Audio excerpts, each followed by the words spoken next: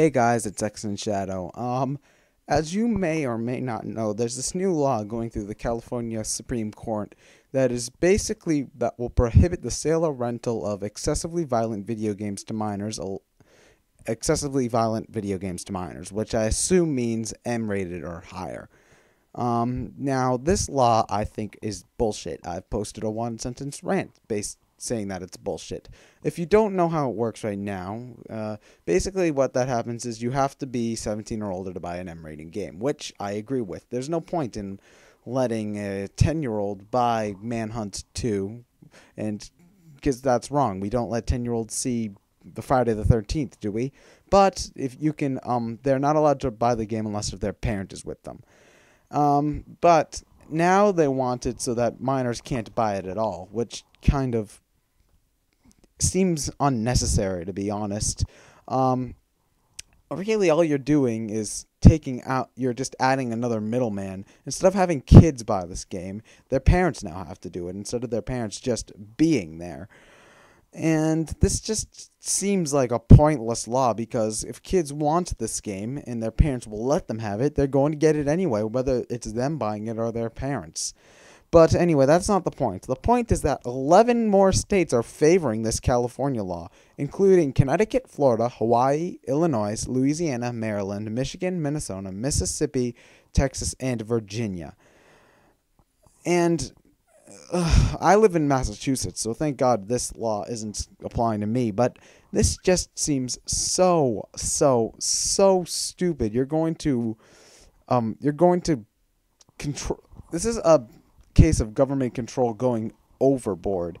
It's fine the way it is. Kids can't get a hold of violent games just right off the bat anymore. Anyway, there have been cases where people, where store workers who sold kids violent games, they went to jail. And so there's really this law is pretty much in effect anyway. But why? This is just an attempt to okay, but I'm sorry if I'm rambling. This law frustrates me so much. But anyway, this law is being pushed by a senator named Yeland Yee. I hope I'm pronouncing that right. But basically, his point is that the interactive nature of video games is vastly different than passively listening to music, watching a movie, or reading a book. This immersion results in a more powerful experience and potentially dangerous learned behavior in children and youth. There's kind of a point there, but not really. There's no plans to. You see, the problem is that kids aren't banned from reading any book they want. Okay, a kid could go and buy a copy of The Things They Carried by Tim O'Brien, which has a ton of swearing in it, descriptions of graphic things, not approved for kids at all. But a 12-year-old could go buy that book and take it home and read it, and there wouldn't be anything blocking them. But if a kid wanted to buy Resident Evil 5 under this law, he wouldn't be allowed to. Or she, whatever. That just kind of pisses me off, because really, even though video games are interactive, it's still not. If you're listening, the only one that I can say is passive is listening to music, because I like to put on music as a background thing. A lot of people do. But if you're watching a movie or reading a book, you're going to have to be paying attention, or you're not going to be wanting to watch it in the first place. If you are putting on a slasher movie, let's say, or you're reading or if you're reading a Harlequin romance novel, you're reading it to either see things blow up and be gory, or you're reading the book because you want to read about sex. Okay, these aren't passive.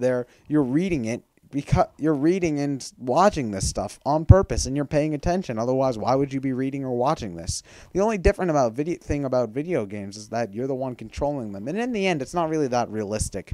I hate this sort of thing where people say, "Oh, video games, they prepare kids for violence and blah blah blah." I said this once before, but pressing the X button is a lot different than aiming a gun. Okay, if you've got a gun, you've got to aim, and you've got to pull the trigger as opposed to just pressing a button, which takes a lot more force, by the way. And also, you got to deal with kickback, because if you've got too strong of a gun, you can blow your freaking arm off. And you've also got to deal with the real-life consequences. I don't think any sane person would think, oh, I can rob a bank like I did in Grand Theft Auto and get away with it. No. No. Yeah, but I've been rambling long enough. Basically, this law sucks. Okay? It is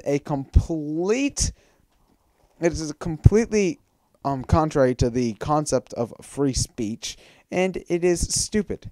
It is very stupid. And Yi, this is just a scam. This is just an attention-grabbing thing so that you can move up in the political world. And if you ever try to run for president or any shit like that, I'm not going to vote for you. Okay?